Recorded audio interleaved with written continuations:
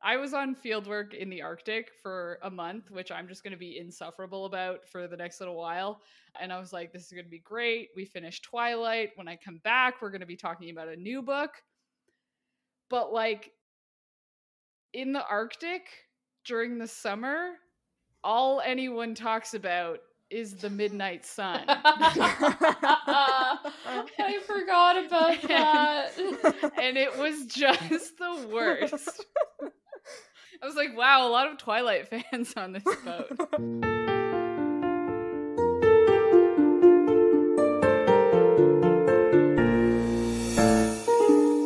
Welcome to another episode of Midlight Crisis, a real podcast hosted by three grown-up biologists revisiting books from our teens, and it's totally cool. Listen, this started as a book podcast, but it's kind of just evolved into us debating the ecological impact of glittery vampires. So, I don't know, make of it what you will. But let's introduce ourselves. I am Sophie, and I have a randomly generated fantasy name this week. Ooh. So, my randomly generated fantasy name is a good one. I'm gonna like this trend a lot. My name is Septuin Monster Breather. Oh my god. Ew. What the? Just the worst gingivitis. I breathe those monsters. As my father was named and his father before him. From a long line of monster breathers. Oh my gosh. We all breed the monsters. Okay. Anyway, Ew. who are you guys? I don't even know how to follow up after that. It's your dramatic fantasy name. Come on. Well, my real person name is Sam, and my fantasy name of today is Pika Stone Codefall. What? Pika Stone Codefall. Coatfall? Wow. Codefall, like CODE, like I code. Okay. Oh. Wow. Pika Stone Codefall. Wow. You're in some like dystopian like sci-fi thing for sure, huh?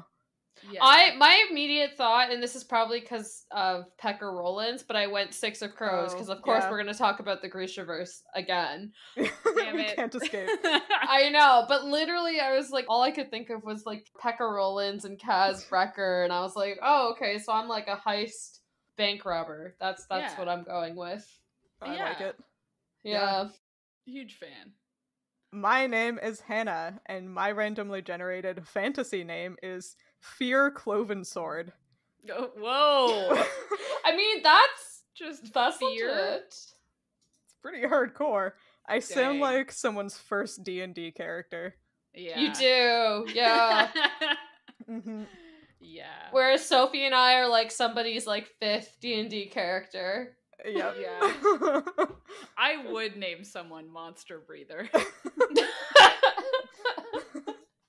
Anyway, as you may have assumed, we are no longer reading Twilight or Midnight Sun. If the past like 4 episodes where we wrapped up didn't give you the hint. Mm-hmm. Wind howled through the night, carrying a scent that would change the world. And also bringing a new book for us to read, because that's the first line, and I'm on board. Wow! That is a very good first line. It is Right? a good first line. It's like, oh, tell me more about this scent. I mean, it's really hard to measure up to the book that shall not be named, which did start with high school, more like purgatory. But I don't think anything will ever beat that. No. yeah, but this one is like a good runner-up. Yeah. Yeah. Yeah, so if the line didn't immediately give it away. The book we're reading now is Aragon! Yay! Woo! By Christopher Paolini. I mean, I was a big fan of man. Aragon as a kid. I loved this book, this whole series. I will read anything that has a dragon on the cover, or has dragons in it, or has dragon in the title. You know how there's like horse girls and like wolf girls in elementary school? Mhm. I was a dragon girl. And I Dragon still am. girl. Anything with a dragon in it, I want that. Hell yeah. Hells yeah. So I was 12 when Aragon came out. So I guess I probably read it around then. So you guys, right, like 2003? It was actually initially published in 2001, fun fact. The family Oh. self-published it. And then it was Oh. picked up by a like proper publisher and re-released in 2003, which is when most of us saw it. Dang. I didn't read it until it was out in paperback, but then I read the rest of the series in hardcover. So it was Yeah. probably like 2004-ish when I first got my hands on it. Yeah, me too, probably. Yeah. I remember reading it in grade 6, I think, give or take a year maybe. Technically, I think like a middle grade book, but the lines between middle grade and YA are so tenuous that I'm okay with it being here. Yeah, I think when it came out, there was still no real distinction between like children's books and older children's books. Yeah. No. I think it was all kind of one section, and then there was like a teen section. Yeah. Yeah. So I know you were a huge fan, Hannah. I never fan. read anything. I don't think I even read the second book. Oh man. Yeah. So I only read the first book and I really liked it, but I think there was like a gap in between when they came out, maybe. And I think I just fell off in between. I think Eldest was published in 2005, so it would have only been a couple years. Okay. What about you, Sam? Other things published in 2005. I know nothing. I have never read this book. Yay! Yay! Yeah, my brother read it, Oh. and I remember him reading it and me thinking, "Oh, it's a boys' book," because I was dumb like that. Uh-huh. Because the patriarchy had me thinking that, oh, there's only girls and boys books. Anyways, I'm not going to get into that. But no, I did not read it, though I do love dragons. Give me all the dragons now. Yay. But as a teenager, young preteen, I liked Harry Potter and vampires. So Fair enough. This is my first time reading it. Wow. I'm so Yep. excited for you. I hope this book doesn't suck. Finally, someone will know less about the book we're reading than I do. I literally know nothing. I am already so confused. Sam, Mm-hmm. or for those in our audience who also haven't read this book before, what's it about? Oh wait, I have to summarize what the book is about? I thought I was just Yeah. summarizing the prologue. No, Just tell take us what a wild Aragon's about. swing at it. Yep. Yeah. Oh no. no. No preparation. Just Oh, Take a frick. guess. What have you absorbed through cultural osmosis? yeah. Okay, I know there's like a chosen one aspect to it. Mhm. Uh-huh. And that the boy, there's a main character and he is a boy, and that he Mhm. has a dragon bestie. Yeah. That's literally all I know. And that's like the only reason I know that is because of the movie trailers, which I heard are nothing like the book. But I never even Ugh. watched the movie. So like Don't. I know nothing. I just know there was a blonde kid that was hired as the actor for this, and there's a dragon, and they're biffles. Like literally all I know. That's about right. Honestly, Okay. that's all I remember. So like Okay, cool. So, despite what you might think from the fact that Sam knows nothing, this was actually a super popular book back in the early 2000s. Most people at least were aware of it, even if they didn't read it. But it started off, like I said, as like a self-published book that gained very little traction. It came about in kind of a weird way. So it was written when Christopher Paolini was 15, after he had finished high school because he was homeschooled. The family self-published it and self-funded a book tour when he was 16. And he Oh would my like go around to God. bookstores in like full medieval dress and try to sell people on his book. What? that's Yeah. so wild. Yeah, and this went on for months, and they like sold a few copies, but not a ton, until 2003. It was picked up by the stepson of Carl Hiaasen. I don't know if I'm pronouncing his last name correctly. I'm sure I'm not. But he's like a really prolific like middle school writer. He wrote Hoot, was one of like the ones that people might recognize. Yeah. Oh Yeah. yeah. Yeah, so his stepson picked it up in a bookstore, read it and loved it, passed it to him. He read it and liked it, so then he passed it on to his publisher, and then it got picked up by Knopf in 2003 and like redesigned, re-edited, and republished. So that's the version that most of us have read.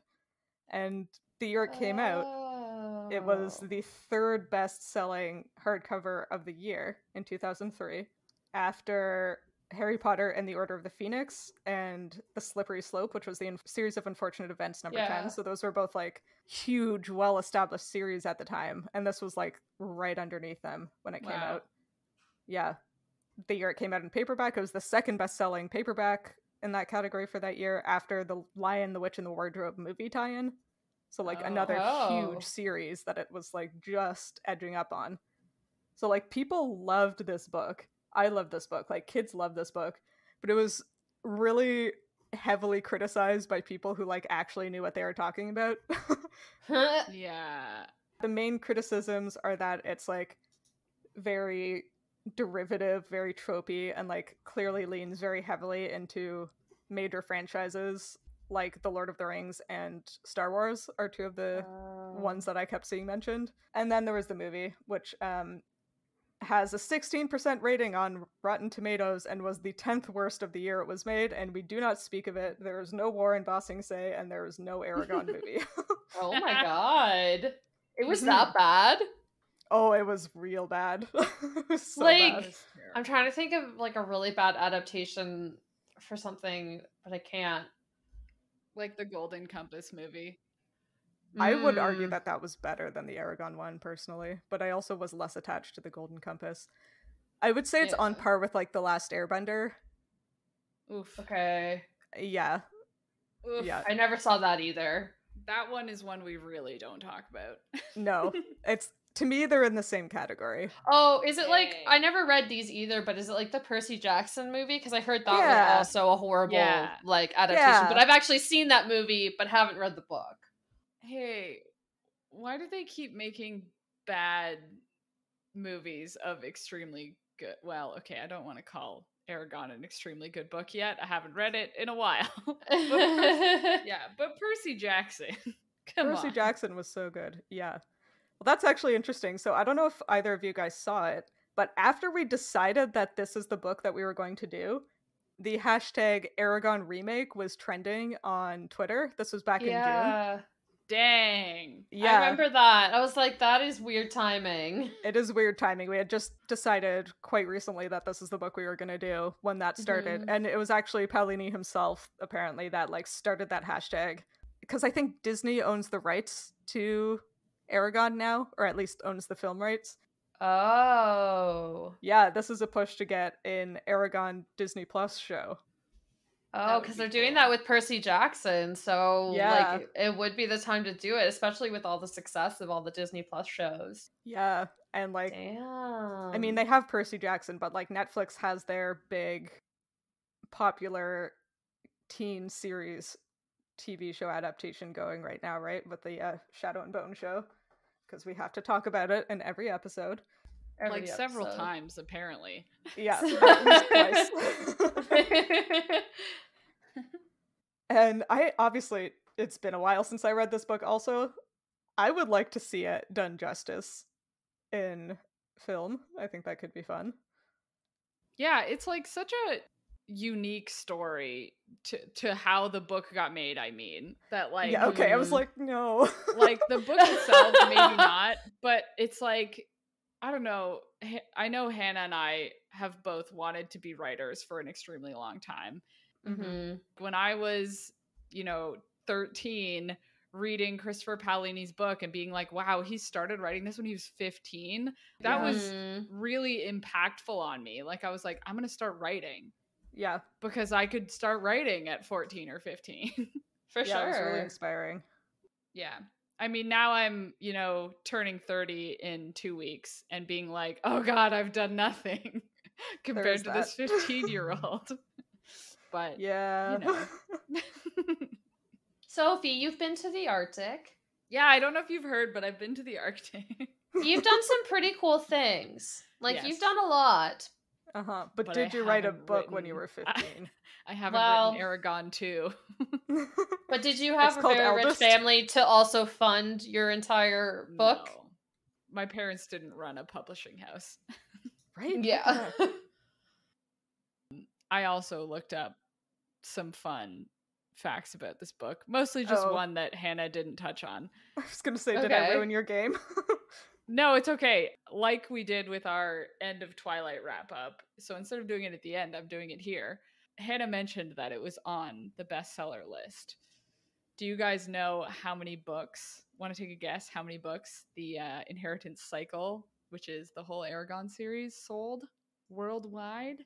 Let Oh. me set some reminders. Yeah, I Yes. was like, can you remind me So, how much yeah, Twilight sold I'll again? remind you, and I'll give you some clues for the range because it's nowhere near Twilight, which was at 160 million, and the God. highest grossing series of all time is still Harry Potter at 500 million. Okay. So the Inheritance Cycle, the series around it on the list, it sold slightly less than the Divergent and the Shadowhunter Oh my series. god, no. Okay. But it sold more than Outlander, Artemis Fowl, Redwall, wow. and Percy Jackson. It's outsold Percy Jackson, really? Yeah. Yeah. Jeez. Well, that's not gonna last.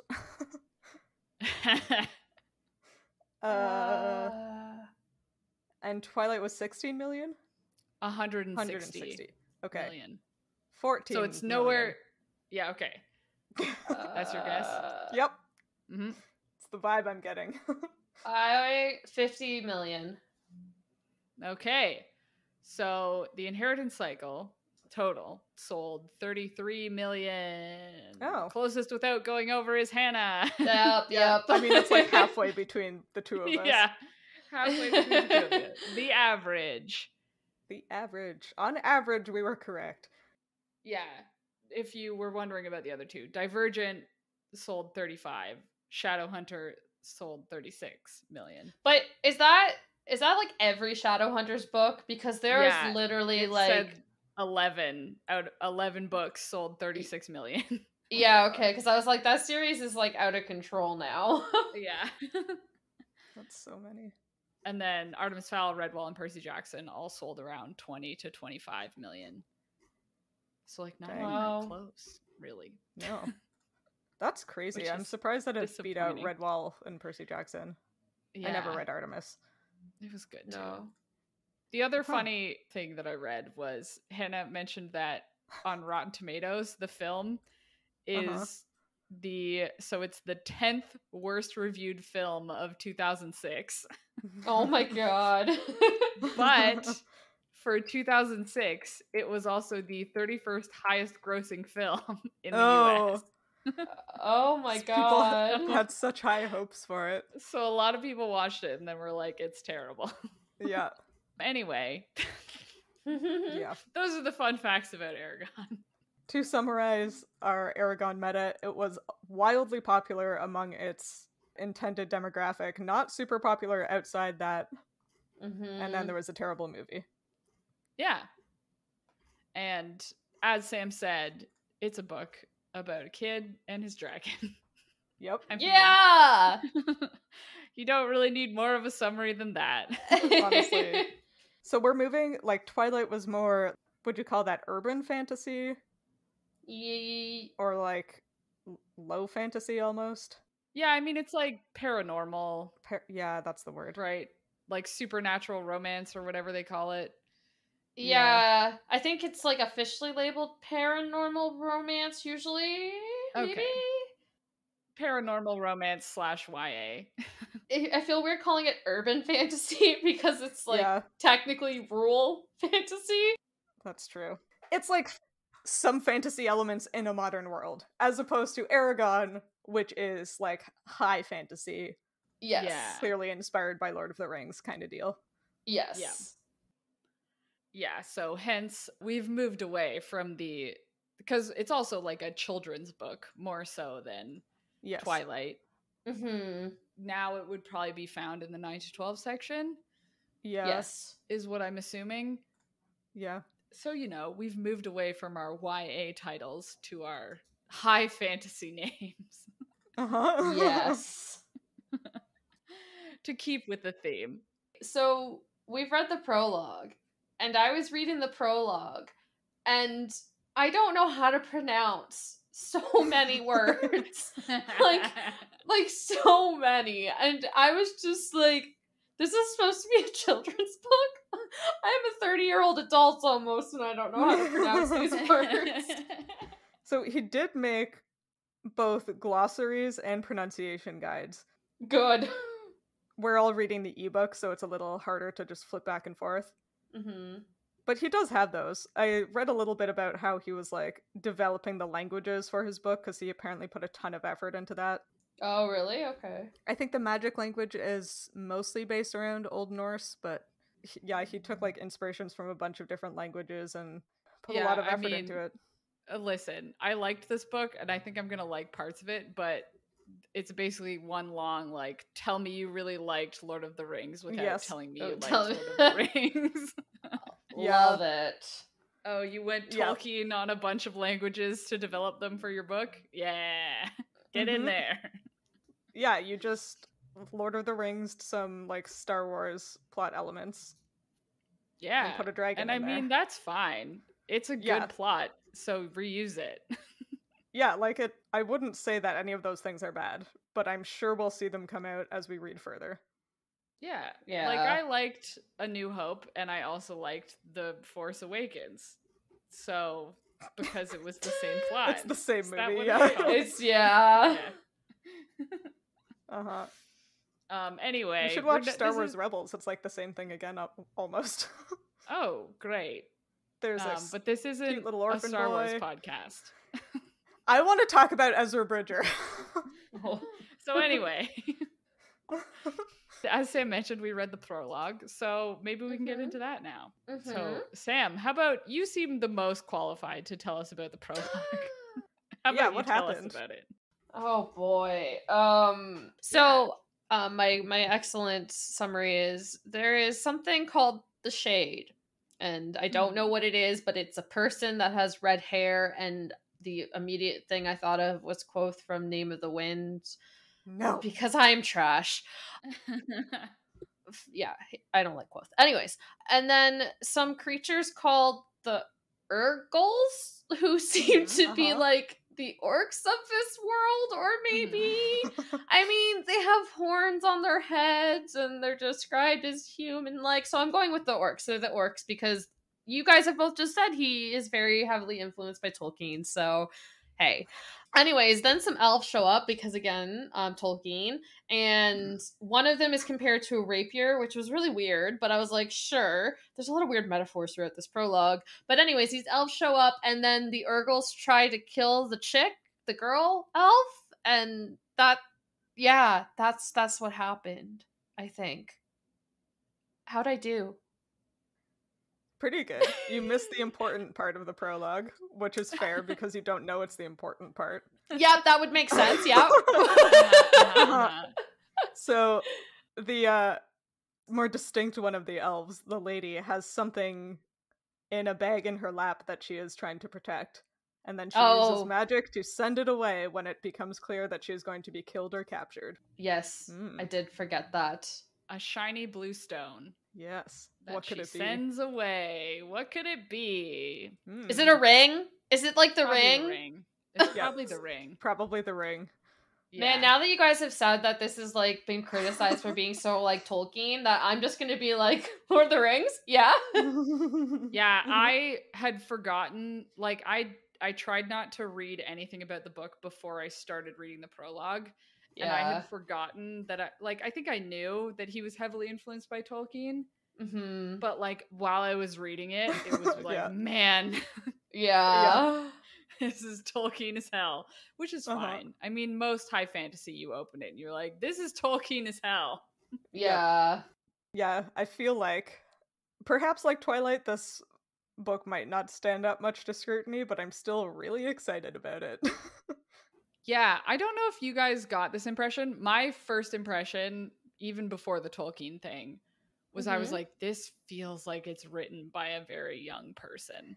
Yeah. There was a lot of like unnecessary descriptors I found in like very odd metaphors like the rapier. And there's something I made note of.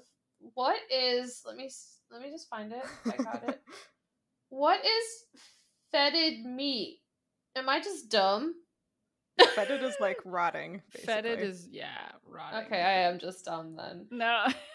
So maybe I shouldn't be criticizing him because, again, me, this almost 30-year-old, doesn't know. I mean, it's not that surprising that this homeschooled 15-year-old has an expansive fantasy vocabulary. Yeah. But yeah, I agree. It definitely does read like someone who read a bunch of fantasy books and then also wrote one. Which can't criticize too much, because I'm sure if I ever get around to writing a fantasy book, that's exactly how mine will sound too. Yep. Immediately, the first thing, because of what we're coming out of, the way the shade is described is he looked human except for his crimson hair and maroon eyes. And I was like, so a vampire. Wow, I love how you went vampire and I went quote from Name of the Wind. Why did I do that? Why didn't I think vampire? What is wrong with me? That's not like you. He's got those red eyes. Does got those red eyes. You know, I think I just went like high fantasy Name of the Wind, red hair. It has to be Quoth, which is so dumb. Anyways, continue. Yes, honestly, vampires. Full disclaimer, I read that and I thought of Kel from the Shades of Magic, so... yours was one we all actually liked. That's a better fantasy, though! And I love Kel. He's just adorably dumb and lovable. Oh my god. He's such a grumpy little goofus. So great. Anyway, maroon eyes. Yes, maroon eyes. We've talked about them extensively in the vampires and how they don't make any sense. But in this thing, where they don't change color, could possibly make sense. Yeah, it's just the way his iris is structured, as we now know. Yeah, so I looked up red eyes, you guys. Of course I did. Of course you did. It's like the second sentence in the book and I was already researching things. Man, I missed having you on land, Sophie. I didn't do any math, don't worry. Oh, never mind. So Hannah and Sam will know this, and you know some other people out there know this also. Red eyes are very common, mostly in like albinism, and so albino creatures or people lack melanin entirely. You can always tell if something is true albino or a similar but less intense version of what's it called? Leucistic, yeah. Because true albinism means they also have red eyes. And the red eyes is because the iris lacks melanin entirely, and so the light just goes right to the capillaries in the eyeball. And that's why they look red. Creepy. Yeah. That could be why he's maroon eyes. No melanin in those eyeballs. Was he described as being particularly pale? I don't remember. I don't think so. I don't know. The only description I really remember is, because this is the kind of thing I notice as an adult, is the description of how beautiful the elven woman was a little bit like overwrought. Yeah. It was like, oh, this is a 15-year-old boy. Yeah. I mean, they were all described as pretty beautiful. That's true. All of the elves were. But her beauty, which would have entranced any mortal man, held no charm for him, the shade. So. Dramatic. So dramatic. So dramatic. I liked that the first elf was only described by his eyebrows. I guess he was also likened to a rapier, but yeah, that was just like I couldn't let that one go. He was an elf with pointed ears and elegantly slanted eyebrows. Sure. That's how you know he's fancy. I just picture Arwen. Yeah. She has great eyebrows. Also, elegantly slanted just makes me think they look very angry. Yeah. Angry elf, like Hugo Weaving, Elrond. He always looked so angry, especially in Fellowship of the Ring. He had those like pointed eyebrows. He was just always pissed off. Yeah, that's true. So that's now who I'm imagining. Would you say that Elrond has a build like a rapier? No. Okay, how are Maybe. you even built like a rapier? Like, rapiers are small and delicate and fierce. Well, so, pointy. like, wouldn't it... Sharp. Like, I would more describe, like, Arya from Game of Thrones as, like, a rapier. Because she's, like... Tiny. Small, agile, and, like, could still kill you. Maybe that's what this elf is. Yeah. I mean, maybe. I guess I have a hard time seeing it because elves are always described as, like... Very tall. Yeah, very Yeah. tall, like, long, beautiful creatures that it's, like, you see them more as, like, I guess a rapier is an elegant weapon, so maybe that's where it kind of comes It's a from. finesse weapon, isn't it? It is a finesse weapon. I know that because I get sneak attack as a rogue in Yeah. D&D with when it. You have it. Okay, so I guess I take that back. I guess, yeah, if you're considering an elf as like an elegant sort of fighter, then a rapier would describe that. It was just such a weird thing, like, to It's describe a thinker, a person like a rapier. I was like, what? I mean, he also is never described as tall, so now I'm just imagining a very small Tiny. elf. A little Tiny elf. short elf. One Someone short one, someone and then the slept other with a two are dwarf and refused to Yeah. say anything. Uh-huh. It's the child of Wait, Legolas and Are Gimli. there dwarfs in Aragon too, and they're also the mortal enemies of elves? Probably. Maybe. I don't remember. Oh my Yeah, god, there definitely actually? are. Yeah. I don't Oh, remember if they're mortal enemies, no. but I don't think they like each other very much. Oh And they no. live under a mountain. Oh no. I mean, Okay, that's where I dwarves might end live. up criticizing the shit out of this then. I think it's gonna be deserved. I mean, okay, to be fair, when did the first Lord of the Rings movie come out? Because I don't think the books were, like, as wildly, overwhelmingly popular. Right? Like, not everyone would be able to be like, this is Tolkien pre-movies. The first one was 2001. Wow, it was 2001? Well, the Yeah. books came out in, like, 18, whatever. And I think the books, though, from the fantasy genre as a whole, like, Tolkien was the inspiration for almost everything, right? All modern fantasy has drawn on what Tolkien did in Lord of the Rings. It's just that Aragon was probably one of the first, so it probably took some pretty harsh criticism from it. So I'm curious now to read this, though, and see how blatant it really is, and try to look at it from the perspective of, okay, he was just drawing on something that hadn't been so overdone yet at that point, whereas now, like, everything draws from Lord of the Rings, So in that way, you could Yeah. almost look at it in the same way we looked at Twilight, right? Like, it wasn't the first vampire book, but it was certainly one of the first that got such big attention. And this would have been one of the first Tolkien-inspired, like, kids' books. Yeah, and I think that's something that should also be, like, considered in this, right? In the sense that Lord of the Rings is very much not a children's book. Like, as No. someone who tried to read The Fellowship of the Ring at 14, like, it's very hard to grasp until, like, 18 or 19. I don't know, like older, right? Yeah. And so Yeah. Aragon is almost that way for younger readers to get into the genre and then make their way to Lord of the Rings. But, like, Lord of the Rings is something from a literary perspective that is taught as the root of fantasy. But, like, a 10-year-old kid isn't going to go read Fellowship of the Ring. Granted, I probably would have tried, but, like, I remember I read it in grade 9 and it made no sense to me. Like, Yeah. I don't know why I read all of them. I was just like, the Hobbit is the only one that actually resonated with me when I originally read them, and I just, like, I'll just watch the movies. Yeah. What I was trying to get at, because the book was published in 2003. Although the first draft was published in 2001. Well, he was 20 in 2003. So he started writing it in 15 was 1998.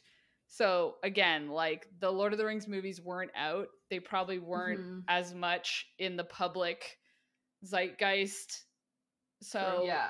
you know, like he was working off of the books, which were not as overwhelmingly popular. Man, if he was 15 writing this too and inspired by Tolkien, like I said, 14-year-old me didn't friggin' like grasp those books. I'm sure we're going to have a lot of goofs about this book written by a 15-year-old, but like we definitely need to begin by acknowledging how impressive it is that he was so well read and like able to put together such like a sprawling story with like what I remember as cohesive world building. Yeah, for sure. So like it's definitely an impressive accomplishment. We'll see how much it stands up to like an adult perspective. But that doesn't take away from the fact that it was something that a lot of people, including me, loved wholeheartedly as children, and that it was like a remarkable accomplishment for somebody that young. Yeah. Incredible. That being said, I remember there's like a romance subplot at some point that I hated when I was a kid, so I'm not looking forward to that. Interesting. Fantastic. I don't remember which book it shows up in, but how old is the main character in Aragon? I think he's 14 or 15. Yeah. Okay. Yeah, but like he does age throughout the series. Yeah, like Harry Potter kind of. By the end, he's like 18. Yeah, I think. If I'm remembering correctly. Only Hannah would know. Yes, I remember something. Poor Hannah. She's in this on her own now. I remember some of the first book. Okay. Maybe. You know how you guys like to laugh at me when I'm talking about Sarah J. Maas books that I haven't finished yet? Mm-hmm. Yeah. I'm excited. Hell yeah. I also looked up another thing related to this fella's eyeballs. A few paragraphs later, it says, "It was too dark for any human to see, but for him the faint moonlight was like sunshine." Yes, he has night vision. Oh wait, is this the Shade? Yeah. I thought we were still talking about Christopher Paolini, and I was like, sorry, Googled his eyes. No, the Shade in the book. Okay. So, as we have talked about, vampires to see have to have completely different eyeballs than humans. Yes. So this fella, I mean, I don't know how far he can see, but so for night vision, humans and like a lot of primates don't have night vision that is very good at all because we're all like daytime creatures. So there are two different ways kind of to like get better night vision. Well, three different ways. The first is there are two different structures in your eye, rods and cones. Rods are for better vision in dim light and sensing movement, and then cones are for colors. So humans have like a way higher proportion of cones than a lot of other animals. Mm-hmm.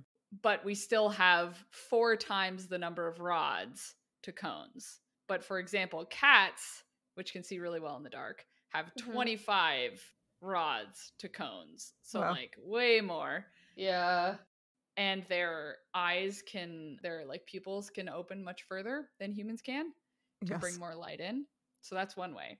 So either he has gigantic pupils, like a kitty cat.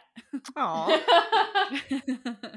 Like a kitty cat. The other way is, as I've mentioned, a tapetum lucidum. Again, how do you say that? Which basically is like a reflective surface on the back of your eye that reflects light back into your retina, so that low light you can see better because there's more light bouncing around in there. And that's what happens when you shine a light at like your cat in the dark and its eyes glow and it's terrifying. Yeah. So that's the second way. Maybe we'll find out if he has that too. That would be cool. And the third way is tarsiers, which are a kind of primate, have eyeballs that are like 25% of their body. I love tarsiers. Yeah. So similarly to owls, they have eyes that are just like so huge that it can bring more light in, but they can't move their eyes in their socket. because they're so big. So that's the third option. They're so Okay. cute. So I feel like it's probably not that one. In I think this it's probably fancy the third gentleman's one. Case. No, I don't think it's that one. I want it to be the third one. No, it would be like, because I think this guy's supposed to be like kind of creepy, right? Yeah. Yeah. I assume from this book I've read. Uh-huh. And like, so all animals that have these giant eyeballs, because they can't move their eyes in their socket, they have way more motion of their head on their neck. So like owls can turn their head like all the way around. Tarsiers can do that too. So I'm imagining this man who looks mostly human, except then he can turn his head like all the way around. Yeah. So if I were Christopher Paolini, I would choose this one. Yeah. Is what I I'm like saying. it. That's my pitch. It's horrifying. It is horrifying, but At least it's not parasites, though, right, guys? Yep. We don't need to talk about those.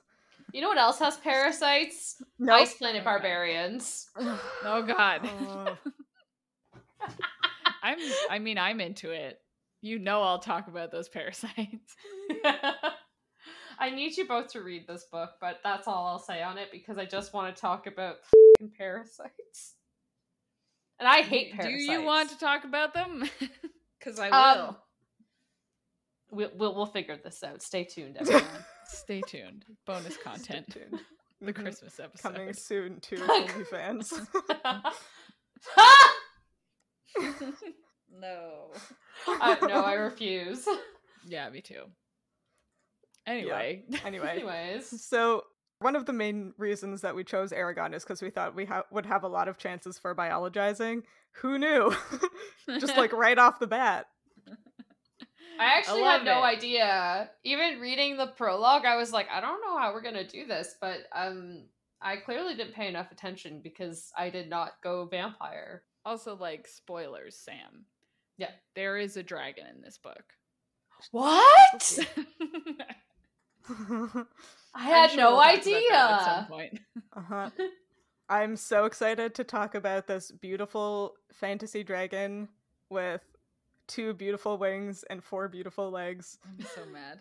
Oh, that was my next question. I was like, is it a wyvern or a dragon? It's a dragon. I'm sure every animal in this world will have 6 limbs, and that's how the dragon makes sense. Mm-hmm. Yeah, Yep. of course. That's what's gonna happen for sure. It'll be like, did you guys ever read that Goosebumps book No. about the invisible kid? Oh, yes. The one where, like, the whole book, you don't realize that he never describes what anyone looks like. And this kid is trying to become uninvisible. And when he does become uninvisible, he's like, I was a monster. I had only 2 arms and 2 legs and, like, only 2 eyeballs. And then that's when you realize everyone else was monsters except for him. Whoa. Anyway, spoiler. I remember that one, yeah. It's going to be Yeah. like that, where he never describes what the humans look like because they all have 2 arms. I mean, 4 arms. I'm sure that's exactly what's going to happen. Yeah. Mm-hmm. Mm-hmm. Aragon really means 4-armed in Urgle. Yep. Urgle. That's Yeah, you know the one. Urgles. You know the Urgles. Urgles. They have a language. Uh, It comes up in the later books. I think he learns how to Oh. speak it. Anyway. I mean, that's fun. Yeah. A couple other things you could pick out from the prologue is like, there's Oh, yeah. magic. Oh, Yes. yeah. Magic as hell. Like, he burns an entire forest, I think it's a half league across. Yeah. How far is a league? How That's such a good far question. is a league? Geez, it's 5.5 kilometers. Holy shit. Dang. Wow. That's a lot. Or 3 miles. Oh, whoa. The league comes from the distance a cannon shot could be fired at menacing ships offshore. Oh, cool. Oh. Huh. Can't different cannons fire different? It's from the Distances? 18th century. Maybe all of the cannons were the same. Oh, yeah, that makes sense. I don't know. Yeah. I didn't realize that was a nautical term. Me That's neither. fun. That's fun.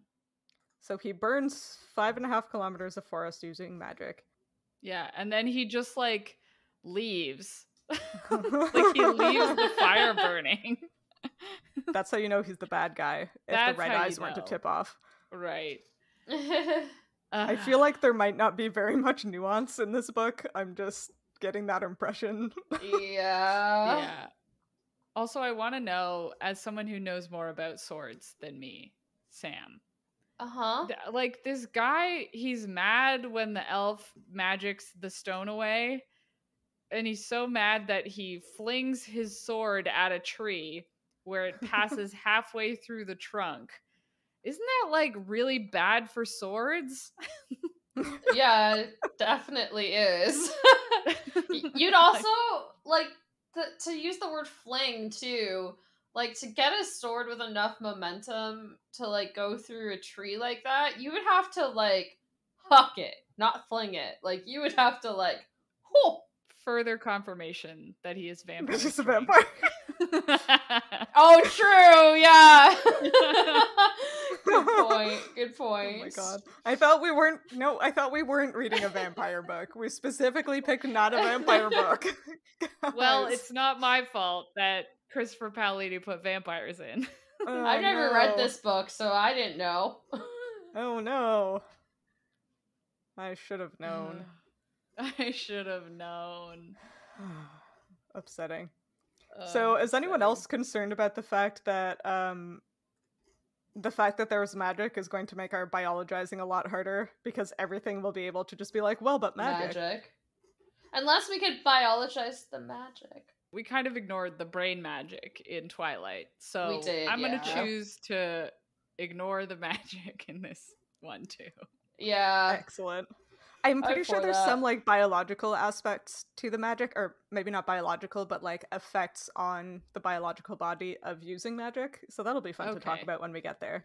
Yeah, and I'm there's pretty sure Aragon has a training sequence where he's really upset about trying to float a rock because he's Luke Skywalker. Oh yeah, gotta. I mean, I'm also sure there's probably only certain people can do magic. Probably. That's how it always is. Yeah. Just once. Give me one where everyone has magic. But if everyone has magic, then nobody has magic. Yeah. It's not a good series, but I do not recommend reading them because they do not age well. But the Piers Anthony books that I was obsessed with, the Xanth novels, the magic is every person can do magic, but you can only do one magic. And some people have good magic, like you can change things' shapes. And then other people have magic that's like, you can make a polka dot. And so, like, yeah, that's how they decide who's the special ones. That's a fun premise, though. Yeah, it's a fun premise. Everyone has one magic. You get one. Just one. Man, I wish I had a magic. Yeah, not the polka dot one, though. No. I mean, it would be cool, I guess. Okay, but have either of you seen the new Suicide Squad movie? No. I don't want to spoil it. But polka dots can transfer into a pretty cool power, and I'll just leave it at that. Oh. Wow, I'm intrigued. Okay, I'll watch it. Maybe we can talk a little bit about how we each feel about high fantasy, because I think we talked about that a little bit with, like, the vampire genre when we started Twilight. Yeah.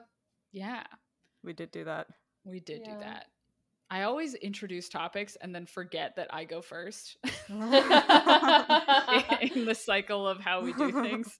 I'm like, yeah, we could talk about this. And I'm like, I was not prepared. Okay. I am a huge fan of fantasy, high fantasy, all day, every day.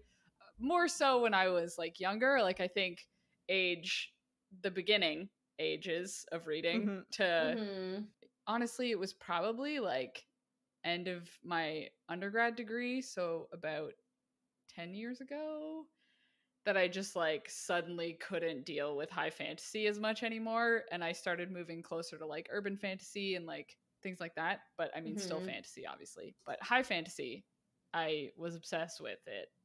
If I read Mercedes Lackey so much, you guys. The Valdemar series, wow. It's as high fantasy as it could get. Everyone gets a magic horse. Dang. Yeah. I want a Anyway. magic horse. So you're a pro high fantasy. I'm like pro high fantasy, but I think Mercedes Lackey was very like inclusive and diverse high fantasy. Yeah. Okay. So That's I think unusual. yeah, trying to read like I think the last high fantasy book I read was Elantris by Brandon Sanderson. Yeah. And I really liked it, but I had such a hard time reading it because there was like one female character. Mm-hmm. And I just didn't. I don't do that anymore. Yeah. Brandon Sanderson gets better, though. At least he's an author who's learned, because the Stormlight archives are like chef's kiss. So good. Yeah. I respect your opinion. I will never read those books. They're That's too fair. big. They're It's kind of a commitment. Yeah. That's the thing about high fantasy. They're always big and They're require a lot of brain. They are always big. Yeah. How about you guys? How do you feel about high fantasy? I love it, but the reason I'm pausing is because the more I've thought about it, I used to think I was like into fantasy as a teenager. That's a lie. I liked vampires and romance. I didn't like fantasy, and then it wasn't.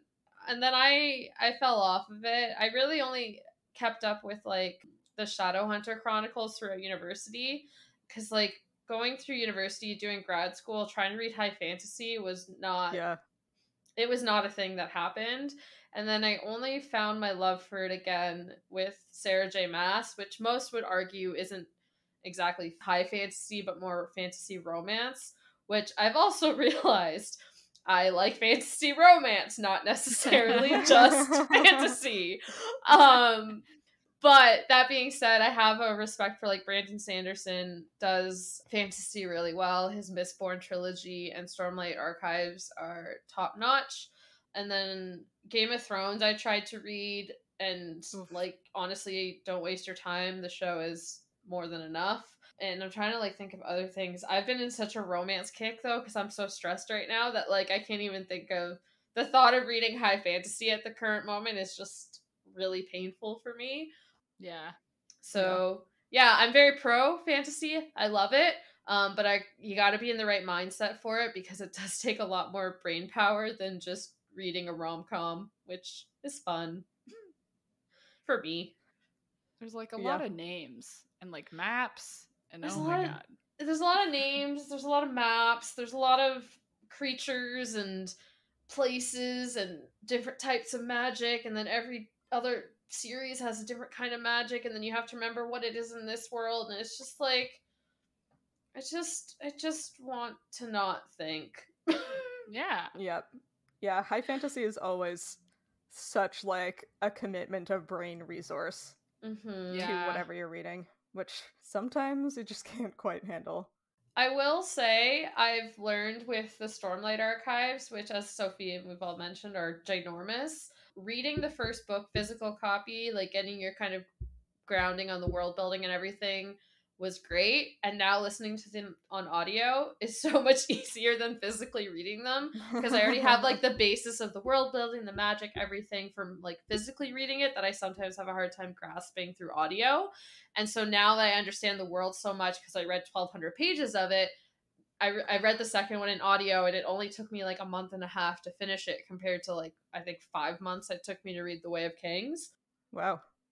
Yeah. Dang.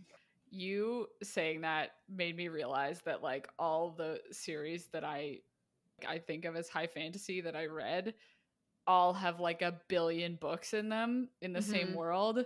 And I'm like, because it was too much to find a new series with a new world that I would have to learn.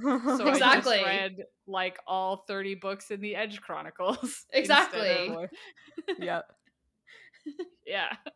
Dang. That's why too, like everyone's all on Wheel of Time right now, which is also a huge fantasy series. I have zero interest in reading those books. Like zero interest. There's too many. There's too many. I'll just watch the show. Yeah, it's a lot. I, very similar to Sophie, was obsessed with high fantasy when I was younger in particular. Like, I think I've talked on this show before about one of my favorite kids books, chapter books, was Del Toro Quest, which is high fantasy for children. And then, like, I got into Aragon, and, like, some of the Cornelia Funk books are pretty high fantasy. Like, I read a lot of high fantasy throughout high school in particular. And then, like you were saying, Sam, I barely read anything in university because, like, I just couldn't handle reading in my spare time when I was reading so much for school. And then as an adult, I still love high fantasy. I haven't really gotten into a lot of the, like, major series like The Wheel of Time or, like, anything by Brandon Sanderson. But, like, even this year I've read Priory of the Orange Tree. And one of my favorite books from this year has been Flamefall and the Aurelian Cycle, which is so pretty high fantasy. It's so good. It's so good. It's very good. And, like, does Scott Lynch count as high fantasy? Like, I think of him as high fantasy. Yeah, the Gentleman Bastards sequence is, like, one of my favorite series of books. So if I had to pick a genre that I prefer, it would certainly be fantasy and would probably lean towards high fantasy. This is my See, I started reading Lies of Locke Lamora by Scott Lynch like last month, and it was the perfect example of my brain was not in the right place, because I was like, I think I'm 50 pages in, and I was just like, I can't do this right now, and so I'm gonna come back to it. Yeah. Like, I remember reading that book and just being blown away by the prose. Everything else too. Like, I love not quite everything, but, like, almost everything about those books. But I remember, like, reading the prose and thinking, there's no point in, like, reading any other books. Like, this is the best writing I'm ever going to see in my life. And it is that very, like, high fantasy style of writing. But he just, like, does it so good. It's very good. Yes, it is also very... the third one isn't as good. Oh, okay. And also, it is very... Like, I think this is something we've talked about before, that we're all a little bit sick of reading fantasy written by men. And it is certainly a fantasy written by men. But it's still good. It makes up for it. Unlike certain other very popular high fantasy books written by men that have been unfinished for a decade. Do you guys ever look back at your Goodreads list and be like, when did I last read a book by a man? No. I have. Because I think about it sometimes, but because while you're talking about it, I'm like, when was the last? Oh, I've read quite a few. Do we guess what's gonna happen next? Oh yeah, do you guys want to guess what happens next? Like, I think I know what's gonna happen next. I think there's a dragon. Yeah, me too.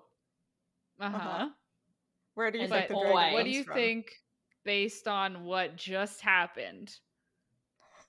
I think the boy is going to find the blue thing. And then the blue thing is going to send him on a quest to save the world, because the blue thing is going to destroy the world. Wow. I mean, that's such a good guess. That's such a good guess. Yeah, I don't even want to guess because I don't want to spoil it. I know. I sort of just want Sam to guess. I mean, we can do that. I mean, we're gonna get introduced to Aragon in the next chapter. Yeah, so then Hannah and I can start guessing. Wait, is Aragon the dragon or the boy? That's such a good question. That is a good question. Who could possibly know? Wait, do I have to wait till next week to find out? Maybe the you boy might have is to wait a dragon. Till next week to find out. Damn it. Or the dragon is a boy. Who knows? Oh. So anyway, let's talk about what other stuff we've been reading. As you might remember, it's been 2 months since we last recorded. I read my favorite books of the year and maybe longer. Dang. I read the Bear and the Nightingale trilogy, and holy guys, I They're oh man, I need to go buy them. And I reread the third book. I immediately reread it. Like, it was really? so good. Yeah, that I was like, I need to start again and read this again. Wow. I also read all 3 books when I was, as you may have heard, in the Arctic. So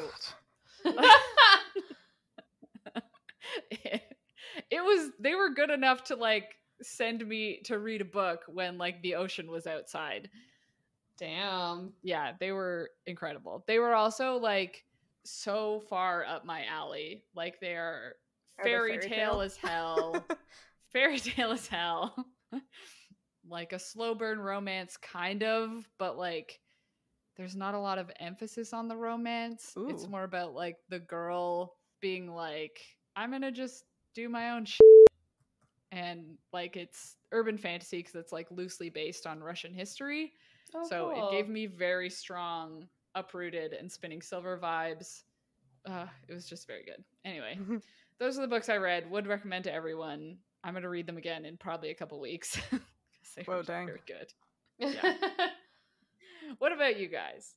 Well, okay, it's been a little while because I haven't read a lot in August, but I did finish Project Hail Mary by Andy Weir, which is very obviously written by a man. The only redeeming factor of the book is Rocky. Rocky is my favorite, and unless you've read the book, that will make no sense, and that's okay.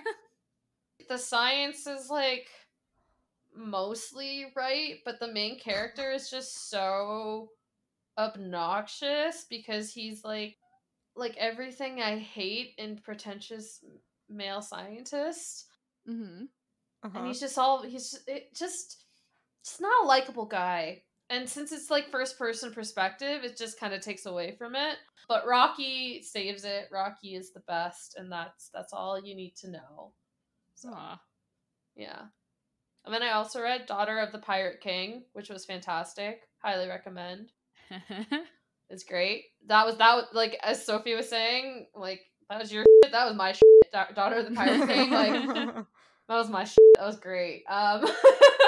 And then I read Ice Planet Barbarians by Ruby Dixon because TikTok made me. Mm-hmm. Made you. Listen to. It's not as bad as you would actually think as far as a smut book goes. Like, I've read worse. And then I'm currently reading probably one of the cutest rom-coms I've read in a while, and it's making me very happy. It's called It Happened One Summer by Tessa Bailey, and it's about an LA socialite who goes to a fishing village, and you can just guess what happens, and it's just great. I love it. And that's it for me, Hannah. Dang. I've read a lot because I am neither moving nor in the Arctic, so I have lots of time. Some of my favorites over the last month and a bit have been Seven Eves by Neil Stevenson, which is a hellaciously long, hard sci-fi about basically the human colony established in space after the Earth suffers an apocalyptic event and like how they suffer and strive to survive. So it's like real hardcore sci-fi, but it was really interesting. I also read One Last Stop by Casey McQuiston, which is just super cute. Enjoyed that. Read that one. Yeah, I think you'll like it. My most recent nonfiction was actually a really good one. It's In the Heart of the Sea, The Tragedy of the Whale Ship Essex, and it's like the true account of the ship that Moby Dick was based on. Whoa. Yeah, so the Essex was this whale ship out of Nantucket in Massachusetts. It was destroyed by a whale, and it's like the story of the crew members who tried to survive that whole ordeal. And it sort of made me never want to get on a boat again. Uh-oh. Cool. It was real hardcore. Those guys went through some shit, but it was really an interesting listen. I listened to the audiobook. But the one I am most excited about is the series that I am rereading right now. It's one of my other favorite series from when I was like 13-ish, around the same time I was reading Aragon. It's the Bartimaeus trilogy by Jonathan Stroud. I finished the Amulet of Samarkand, and I'm about 3/4 of the way through The Golem's Eye. It's sort of like an urban fantasy about this like very precocious, ambitious magician's apprentice who summons a very arrogant, sharp-tongued Ginny to get revenge on a man who wronged him, and then things just go wildly out of control. And it is an absolutely delightful series, and I'm having such a good time rereading that. Aww. If you're looking for like a middle grade level fantasy book, I could not possibly recommend them enough. Like, I've laughed out loud at it a couple times while I was listening. Nice. Bartimaeus is just so funny. I wish more people would ask for recommendations of like 9 to 12 novels. I tend to prefer them over the YA category. Yeah. Like, I like adult and I like the middle grade. And then YA often has too much like shallow romance for my tastes, whereas you don't get that as much in the middle grade books. Yeah. I always find middle grade books like they can be like sillier while still having like a very powerful message in them a lot of times, whereas like adult novels and YA, like it has to be like, we took our world building seriously. Yeah.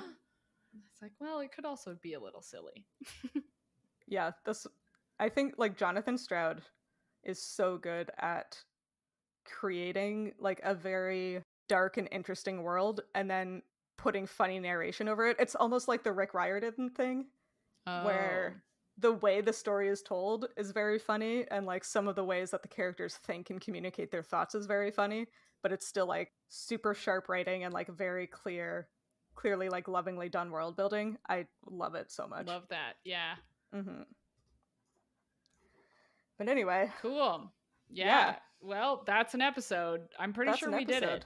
It's been a while. But I think that's what a podcast episode is. Want to take us out, Hannah? Yes. If you liked this chapter of Midlight Crisis and you're excited to hear us talk about Aragon, consider rating and reviewing us on iTunes or your podcatcher of choice. You can talk to us and find fun-related content on social media. We are at Midlight Pod on Facebook, Instagram, Twitter, and TikTok, and all chapters of the show thus far are available on our website, midlightpod.podbean.com, and on YouTube. Just like me with my copy of Midnight Sun, now that we're moved on to a new book, the shade burned one section after another until there was a ring of fire a half league across. Did you actually burn it?